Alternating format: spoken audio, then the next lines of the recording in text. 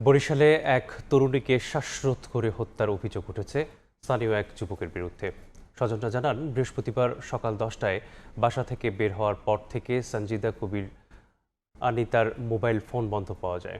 অনেক খোঁজাখুঁজির পর বিকেলে নগরীর পশ্চিম বগুড়া রোড এলাকায় বৈরুল ইসলাম হিমু নামের যুবকের বাসায় তার মরদেহ পাওয়া যায়। খবর পেয়ে পুলিশ ঘটনাস্থলে পৌঁছে আনিতার মরদেহ উদ্ধার করে ময়নাতদন্তের জন্য হাসপাতালে পাঠায়। তবে ঘটনার পর থেকে অভিযুক্ত হিমু পলাতক।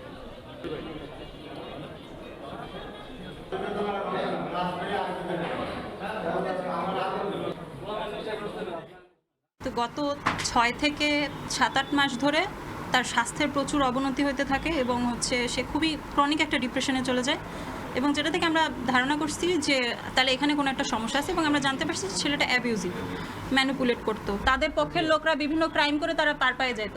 সে একবার মার্ডার করে এত বছর বাইরে ফ্রিলি ঘুরছে, এবং সে আরেকটা মার্ডার করছে, এবং সেই মেয়েটা আমার আপন বোন।